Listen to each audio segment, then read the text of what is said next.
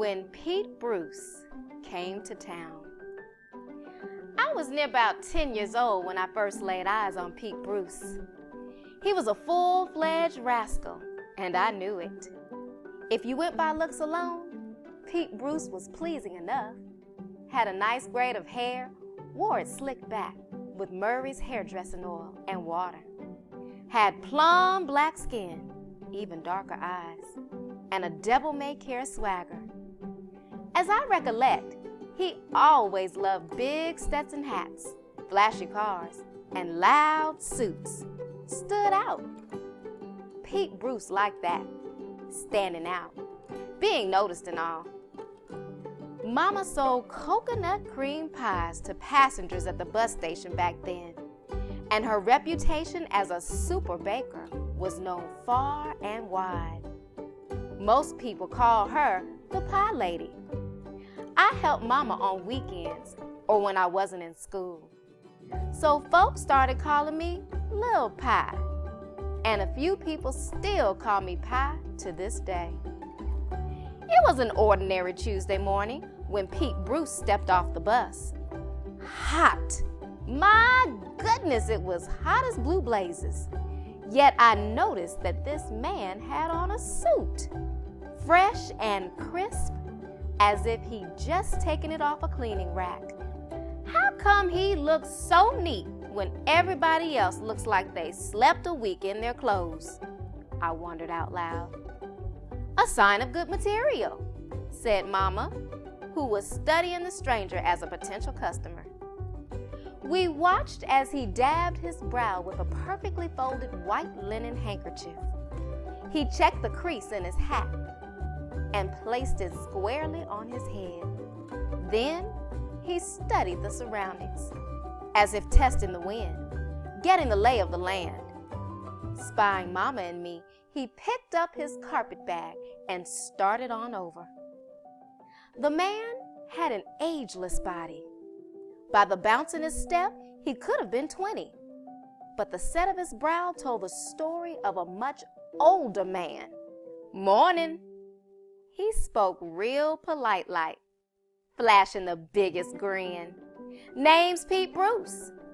Them coconut cream pies, he asked Mama, examining the display she had arranged on the hood of our '28 Ford.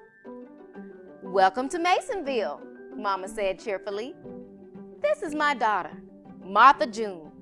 And yes, sir, these are coconut cream pies made by none other than Frenchie Mae Bosley, yours truly. Mama extended her hand, and Pete Bruce took it and pumped it like a bellows.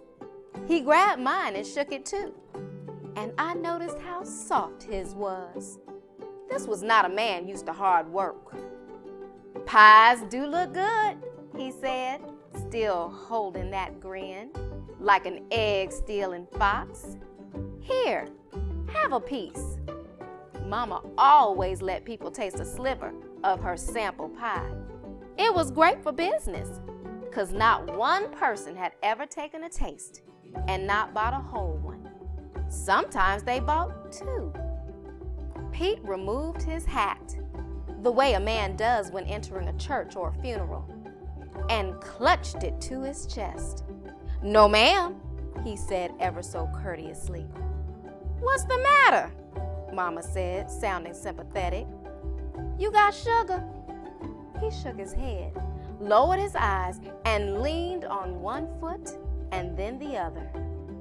No, ma'am, I ain't diabetic, he sighed heavily. Well, what then? Mama was curious now. I mean no disrespect, Ms. Frenchie, but there's a lady over in Steelville, Ms. Opal Mary. She bakes the best cream pies in the world. He closed his eyes as if eating one right then. I have no doubt that your pie's delicious, but it just can't be as good as Ms. Opal Mary's. Mama's back stiffened. How can you say that without having eaten mine?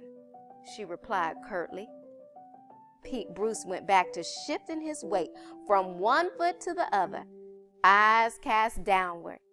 I'm sure your pies are fine, ma'am, but I'd rather not disappoint the last memory I have of Ms. Opal Mary's rich, creamy, oh so sweet coconut cream pie. Mama was beside herself. I assure you, young man, there is no way in the world you would be disappointed if you ate a slice of my pie. I can't be sure, Pete said, looking like it made him sad to say it. Quickly, Mama cut a small wedge from her sample pie. She shoved it at Pete Bruce. Slowly, as if it pained him to do so, he put the whole thing in his mouth and chewed on it with his eyes closed. He moaned. Well, sir, said Mama confidently, tell me the truth. Wasn't that the best thing you ever put in your mouth? Pete Bruce opened his eyes and shook his head. I wish I could say, but what? Pete shrugged. I'm confused. It's hard to tell who's better, yours or Ms. Opal Mary. I expect, said Mama, your taste buds are mighty confused if you can't tell the difference between my pie and that other what's-her-name. Mama cut an even larger piece, then offering Pete a seat on the running board of her car. She handed it to him. She watched him bite into the creamy filling and flaky crust and chew it slowly. Mama, I whispered, trying to warn her. You're not going to let him get away with, hush, Mama said, dismissing me with a wave. Pete Bruce swallowed and smacked his lips. Well, he said, licking his fingers, I must say, Miss Frenchie, that was mighty good. But don't say it. Don't you say it. Mama held up a warning hand. She seemed almost desperate. Here, have one more slice. Then she reached inside her apron for some money and sent me over to the store to get a pint of milk. Mama! I tried to protest, but she shot me a look and said, you better do it or else. So I did. As I headed toward the grocery store, I heard Mama say, a little milk will bring out the flavor, immediately adding, not that my pie needs any help. Soon as I got back, Mama shoved another huge slice at Pete Bruce, along with a whole bottle of milk. He polished it all off in no time flat. Then Pete gave Mama one of those special smiles. Ma'am, I do believe you got Ms. Opal Mary beat by a country mile. Mama's face lit up like a sunbeam. I hadn't seen her so happy since Lil Junior won the spelling bee the year before. Pete kissed the back of her hand like a real fine gentleman in the movies. And I think Mama actually giggled. Once again, Frenchie Mae Bosley was the undisputed best coconut cream pie baker in the county. Pete Bruce popped a toothpick in his mouth and slung his carpet bag over his shoulder and started away. Turning back, he smiled at me, tipped his hat, and winked. In that instant, I knew that he knew he hadn't fooled me one bit. The rascal turned out to be one of Mama's best customers. And later on, when Mama passed and I opened my bakery, he became my best customer.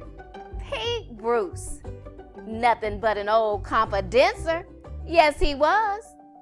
But he could always make me smile in spite of myself. Yes, he could.